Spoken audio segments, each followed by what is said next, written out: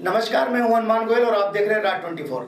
आज हमारे स्टूडियो में हमारे विशेष मेहमान है रेवाड़ी के जाने माने नेता और राष्ट्रीय नवचेतना के संयोजक विजय सोमानी साहब। आज हम इनसे चर्चा करेंगे दिल्ली के अंदर जो चुनाव हुए आज, जहां पे आज एक छोटी सी पार्टी जो आप पार्टी थी, अरविंद केजरीवाल की पार्टी थी, उन्होंने भारतीय जनता पार्टी और कांग्रेस को बिल्कुल ही उनका एक तरीके से जीरो पे ला दिया, जबकि कांग्रेस ने खाता भी नहीं खोला और भारतीय जनता पार्टी सिर्फ 3 सीटों पे सिमट के रह गई। इन पूरे मुद्दों के ऊपर हम चर्चा करेंगे विजय सोमानी साहब का। सोमानी साहब, आप हमारे स्टूडियो में हैं, इसके लिए आपका बहुत बहुत धन्यवाद। सबसे बड़ा सवाल ये कि दिल्ली के अंदर ऐसा क्यों हुआ? दिल्ली देश की राजधानी है जी, और दिल्ली की जनता जो है वो पूरा राजनीति को सजगता से समझती है जी, और भारतीय जनता पार्टी जिसको कुछ दिन पहले, कुछ महीनों पहले पूर्ण बहुमत देकर देश का शासन दिल्ली की जनता ने भी और देश की बाकी जनता ने दिया था। अरविंद केजरीवाल जी जो कुल 49 दिन का एक प्रयोग कर जी, देश की राजनीति में पदार्पण करने के लिए चले गए थे। दिल्ली की जनता ने देखा कि भारतीय जनता पार्टी वाले जो करेंगे देश में कर लेंगे ना, तो दिल्ली में अरविंद केजरीवाल जी के जो सपने हैं दिल्ली के लोगों के लिए, उसको दिल्ली के वोटर ने सम्मान दिया और भारतीय जनता पार्टी को पूर्ण रूप से रिजेक्ट कर दिया। लेकिन अभी तक जो मोदी मैजिक चल रहा था, भारतीय जनता पार्टी की जो हवा थी, राजस्थान, हरियाणा और यहाँ तक कि जम्मू कश्मीर के अंदर भी भाजपा ने बहुत अच्छा परफॉर्मेंस दिया था। लेकिन दिल्ली के अंदर जैसा कि अरविंद केजरीवाल को भगोड़ा कहा गया, उनको नक्सली कहा गया और न जाने क्या क्या उनको कहा गया मोदी के द्वारा, क्या उनकी जीत की वजह ये भी रही? देखिए, नरेंद्र मोदी और अरविंद केजरीवाल एक ही सोच के लोग हैं जी। वो प्रधानमंत्री हैं देश के आज और अरविंद केजरीवाल दिल्ली के मुख्यमंत्री बनने जा रहे हैं। लेकिन स्थिति ये है कि दोनों ही अपने तरह के लोग हैं, एक सोच के लोग हैं और उस सोच को कहीं राष्ट्रवाद से और जनहित के मुद्दों से जुड़े हुए तरीके से लोग देखते हैं जी। अब नरेंद्र मोदी दिल्ली में मुख्यमंत्री तो नहीं बनने जा रहे थे। हरियाणा में भी जो इनका प्रयोग रहा जी कि भाई बहुत लोगों को मुख्यमंत्री बनाया गया, तो इनका अंक 47 का पहुंचा। तो जहां राज्य की बात आएगी लोग राज्य के तरीके सोचेंगे, जहां जिले की बात आएगी जिले के तरीके सोचेंगे, जहां राष्ट्र की बात आएगी राष्ट्र। लेकिन दिल्ली के अंदर भाजपा ने पूरी ताकत झोंक दी थी, वहां पे लगभग 400 विधायक थे, उनके सांसद थे, उनके पूरे मंत्री थे। नहीं, वो सब लोग जो हैं अपनी अपनी हाजिरी दर्ज कराने के लिए गए थे जी। चाहे वो मेंबर पार्लियामेंट थे, चाहे वो मुख्यमंत्री थे, चाहे वो विधायक थे, चाहे पार्टी के पदाधिकारी थे। उन लोगों को कहीं ना कहीं हाजिरी का डंडा खींचना था, वो वहां तक सीमित थे। वरना तो जिन लोगों का देश में राज है, क्या उनका इंटेलिजेंस इतना भी काम नहीं कर पाया जी। कि किरण बेदी जी को लेके आना है या नहीं लेकर आना है? उनके अपने नेताओं का और कार्यकर्ताओं का जो जोश ठंडा हुआ तो किरण बेदी की वजह से, किरण बेदी, तो अब हार का पूरा ठीकरा किरण बेदी के ऊपर सर फोड़ा जाएगा। देखिए, ये तो अपना अपना नजरिया है। जी। जहाँ एक तरफ मोदी मैजिक आप कह रहे थे थोड़ी देर पहले कि पूरे देश में चल रहा था, तो दिल्ली में भी जो हार हुई है उसकी जिम्मेवारी भी आदरणीय प्रधानमंत्री नरेंद्र मोदी जी की होगी। बेदी तो एक रिटायर्ड आईपीएस अफसर है, आईएएस आईपीएस बतेरे रिटायर होते रहते हैं, कुछ अच्छे भी होते हैं, कुछ बढ़िया भी होते हैं, कुछ घटिया भी होते हैं, हर तरह के लोग हैं अफसर अधिकारी। आपने देखा होगा, आपके चैनल के माध्यम से आपने बहुत लोगों को इंटरव्यू किया होगा कि जो लोग विभिन्न महकमों में, विभिन्न जिलों में जो आईएएस आईपीएस लगते हैं, कुछ अच्छा भी काम करते, कुछ बेकार काम करते। लेकिन दिल्ली के अंदर खास तौर से भाजपा की कोई मुद्दे नहीं चल पाए और आज सिर्फ 3 सीटों पे सिमट के रह गई। इतना तो मेरे ख्याल से किसी ने सोचा भी नहीं होगा कि सिर्फ 3 सीटें आएंगी 70 में से। बिल्कुल बिल्कुल बिल्कुल, ये कहीं भी आकलन नहीं था जी। कि भारतीय जनता पार्टी की इतनी बुरी तरह से शिकस्त होगी। ये दिल्ली की जनता का विजडम है, मैं सैल्यूट करता हूँ दिल्ली की जनता को। लेकिन कहीं ना कहीं भीतरी घात भी हो सकता है, जैसे हर्षवर्धन जी को दरकिनार किया गया, जगदीश मुखी जी को दरकिनार किया गया और किरण बेदी को उनके ऊपर लाया गया, जो 45 साल से कार्यकर्ता थे, उनकी अनदेखी की गई। ये बड़ा विषय है जी। जैसे किसी भी साम्राज्य के पतन के और उसके उदय के कई कारण होते हैं जी। इतिहास। तो किरण बेदी आज इतिहास के पन्नों में दर्ज होगी पतन के कारण में। हाँ बिल्कुल बिल्कुल, भारतीय जनता पार्टी के जहाँ 10 बातें और हैं जी कि देश की जनता देख रही थी, ये काले धन को लाएंगे, ये सिविल पैनल कोड को लागू करेंगे, ये लोग मंदिर बनाएंगे, ये जो बातें हैं जो भारतीय जनता पार्टी लंबे समय से कहती चली आई। केजरीवाल जी ने एक बहन मुद्दा बनाया था कि मोदी साहब ने ये कहा था कि काला धन लाके हम प्रत्येक के खाते में 15 लाख रुपए डालेंगे। हाँ, वो मुद्दा भी कायम रहा।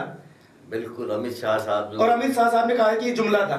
हाँ, जुमला कहकर उन्होंने प्रधानमंत्री का अपमान किया। बिल्कुल, मतलब ये जुमला नहीं होना चाहिए, हकीकत में बदलना चाहिए था। ये आज कोई अमित शाह साहब जो हैं वो भारतीय जनता पार्टी के राष्ट्रीय अध्यक्ष हैं जी, लेकिन वो देश के प्रधानमंत्री के बारे में ऐसा कहते हैं कि वो जुमला लगाते हैं, तो वो तो एक तरह से उनकी साख को खराब किया। और एक मैसेज चला गया कि ये साथ जो बातें करते हैं मोदी साहब, ये जुमले के लिए करते हैं। जुमले के लिए करते हैं। और ये प्लस पॉइंट रहा केजरीवाल साहब के लिए। जी बिल्कुल। भारतीय जनता पार्टी ने खुद ने अरविंद केजरीवाल को हीरो बनाया। भारतीय जनता पार्टी ने पूरा उनको मौका दिया।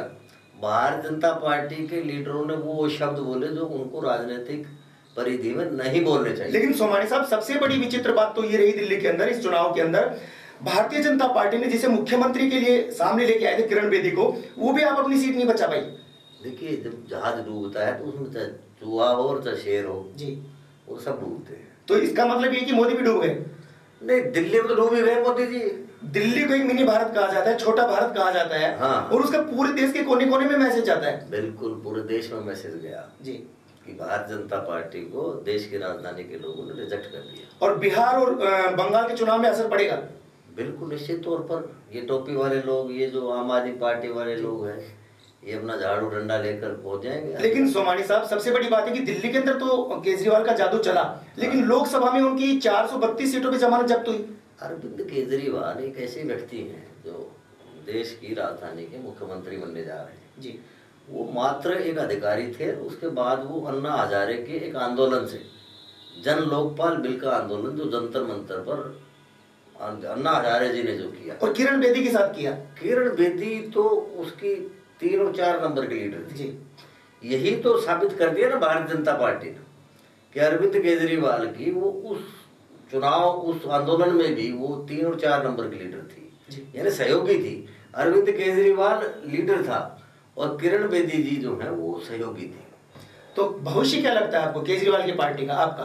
देखिए, जहाँ कांग्रेस शून्य में हो गई जी, कांग्रेस लीडरलेस हो गई, और मैं तो ये कहूँगा कि एक बड़ा एक जर्नल एक इडियम है कि भाई हिस्ट्री रिपीट्स इटसेल्फ।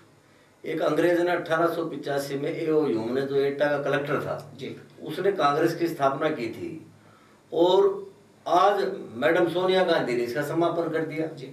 लेकिन आप बीजेपी की स्थिति भी अच्छी नहीं कह सकते, 70 में से 3 पे सिमट के रह गई। नहीं, ये सिर्फ एक राज्य की बात है जी। जहाँ तक राष्ट्रीय स्तर पर पॉलिटिकल सिनेरियो है उसमें कांग्रेस विहीन भारत हो गया। कांग्रेस विहीन भारत हो गया। भारतीय जनता पार्टी को पूर्ण बहुमत देकर आदरणीय प्रधानमंत्री नरेंद्र मोदी जी के लीडरशिप में मौका दिया इनको कि आप कुछ नया कर दीजिए, देश हित में कर दीजिए। वो जो बात आप कहते हैं आए हैं सिविल पैनल कोड की, गो हत्या की, अयोध्या मंदिर की, लेकिन 9 महीने के शासन में अभी न तो गो हत्या बंद हुई, न आपका राम मंदिर बना, न काला धन आया, न गरीबों के खाते में 15 लाख रुपए गए। अब ऐसा है, अब दो व्यक्ति एक लक्ष्य के देश की राजधानी में रहेंगे जी। एक तो आदरणीय प्रधानमंत्री जी और एक भावी मुख्यमंत्री दिल्ली केजरीवाल साहब, श्रीमान केजरीवाल। लेकिन केजरीवाल साहब की भी सुर बदल सकते हैं क्योंकि उनको पूर्ण राज्य का दर्जा चाहिए दिल्ली का। हाँ, वो लेकिन वो मोदी जी उसको कर देंगे क्योंकि पुलिस भी उनके अंडर में नहीं है। कर देंगे, क्योंकि मोदी जी पुलिस को अपने जिम्मे क्यों रखेंगे, जी। भारत सरकार क्यों रखेगी जी। वो पुलिस को जो है, जो राज्य सरकार की टेरिटरी में जो आता है, जो पुलिसमैन, लॉ एंड ऑर्डर को मेंटेन करने के लिए पुलिस चाहिए, और इसलिए पुलिस जो है वो भारत सरकार उसी को दे देगी, इसलिए कि रोज रोज केजरीवाल साहब से उनको निपटना ना पड़े, 2-2 4-4 हाथ ना करने पड़े, इसलिए शाम को चाय पे बुला लिया उनको। बिल्कुल बिल्कुल, ये बड़प्पन है, ये आदरणीय प्रधानमंत्री जी का बड़प्पन है। और आप पार्टी का भी बड़प्पन देखिए कि लोकसभा में पूर्ण बहुमत आने के बाद में भारतीय जनता पार्टी ने कांग्रेस को विपक्ष का दर्जा नहीं दिया, और जबकि आप पार्टी ने 3 सीट होने के बाद भी कहा कि आपको विपक्ष का दर्जा हम देंगे, जबकि 10% चाहिए। ठीक, बिल्कुल ठीक। ये भी केजरीवाल का एक बड़प्पन है। जी हाँ, बिल्कुल, ये बड़प्पन है, केजरीवाल साहब का बड़प्पन है। और दूसरे लहजे में हम ये कहें कि भाई 70 की विधानसभा है तो उसमें 3-4 जो लोग बैठेंगे वो विधानसभा में वो बीजेपी के बैठेंगे, उनमें से एक को किसी को कह देंगे, अपोजिशन का लीडर है विजेंद्र गुप्ता जी को कह देंगे। जगदीश मुखी पे ज्यादा मन था उनका, वो सीएम भी उनको चाहते थे वो कि सीएम ये बने। ये तो खैर अंदर की बातें हैं कि भाई कौन सीएम चाहता था। उधर अरविंद केजरीवाल साहब ये भी कहते थे कि भाई मैं किरण बेदी जी को भी चीफ मिनिस्टर बना देता, लेकिन ये सब बातों तक है। खट्टर साहब हरियाणा के मुख्यमंत्री हैं जी। आप रेवाड़ी की राजनीति के अंदर, खासतौर से हरियाणा की राजनीति के अंदर हमेशा सक्रिय रहते हैं। आपने अच्छे चुनाव भी लड़े और कुछ कम वोटों से आप एक बार कैप्टन साहब से हार भी गए थे। आपको क्या लगता है कि खट्टर साहब कैसा शासन देंगे हरियाणा के अंदर? देखिए खट्टर साहब का जो, क्योंकि मोदी साहब हमेशा अपने भाषण में कहते थे कि पानी अगर दिल्ली को चाहिए तो हरियाणा से तालमेल रखना पड़ेगा, तो क्या खट्टर साहब और केजरीवाल के अंदर भी तनातनी चलेगी? नहीं, तनातनी क्यों चलेगी जी। देश की राजधानी को पानी मुहैया करना या सुविधा मुहैया करना देश के सब लोगों का काम। क्या वो फ्री दे पाएंगे? नहीं, वो फ्री दे चार्ज लेकर दे। नहीं, जो उन्होंने घोषणाएं की हैं, हाँ, केजरीवाल साहब जिन मुद्दों पे चुनाव जीता है उन्होंने आज, तो क्या वो जनता की उन उपेक्षाओं पे खरा उतरेंगे? क्या? देखिए ये बिल्कुल ठीक सवाल किया आपने जी। आने वाले टाइम में जो घोषणाएं चुनाव के समय में केजरीवाल साहब ने की, ये फिर उनके भी जुमले हो जाएंगे? नहीं, जुमले नहीं होंगे जी। केजरीवाल साहब अपने आप को बड़ी मजबूती के साथ, पानी कहाँ से लाएंगे, बिजली फ्री कहाँ से देंगे, वो पानी वाईफाई कहाँ से लगाएंगे? पानी जब देश की राजधानी में जो सरकार है, भारत सरकार है जी, वो अपने आप पानी का इंतजाम करेगी और केजरीवाल साहब तो अपना सिर्फ ऑब्जर्वर का भूमिका निभाएंगे जी। जी, ऑब्जर्वर की भूमिका निभाएंगे। सोमानी साहब, आप हमारे चैनल के माध्यम से अलवर जिले की जनता को क्या संदेश देना चाहेंगे, खास तौर से दिल्ली के चुनाव को लेकर, हरियाणा की राजनीति को लेकर और राज क्षेत्र की राजनीति? मैं ये कहना चाहता हूँ पूरे समाज, अलवर और राज 24 के माध्यम से और आपके माध्यम से मैं ये निवेदन करना चाहूँगा कि प्रजातंत्र में अगर आपको समाज को और देश को बदलना है और ऊपर उठाना है जी, तो आपको पंचायत से लेकर विधानसभा और संसद तक अच्छे लोगों का निर्वाचन करना पड़ेगा। अच्छे लोगों का निर्वाचन करना पड़ेगा। मैं आज इस इंटरव्यू में ये कहना चाहूँगा कि नरेंद्र मोदी जी के प्रधानमंत्री बनने के बाद और केजरीवाल साहब के मुख्यमंत्री बनने के बाद आम आदमी का अच्छे दिन आने वाले होंगे। क्यों कि सोच एक ही है। सोच क्या है कि हम समाज का हित करें और देश का हित करें। लेकिन आप रेवाड़ी के लोगों की सोच क्यों नहीं बदल पाए, जबकि हर व्यक्ति आपको अच्छा बताता है वहाँ पे, लेकिन फिर भी आप संघर्ष कर रहे हो विगत 15 साल से? देखिए कई विषय हैं जो एक राजनीति में शाणपत होती है जी, वो शाणपत को हम नहीं ओढ़ बिछा पाए जी, उसको हम समझ नहीं पाए और हम समझना भी नहीं चाहते जी। क्योंकि राजनीति में दो तरह के लोग हैं।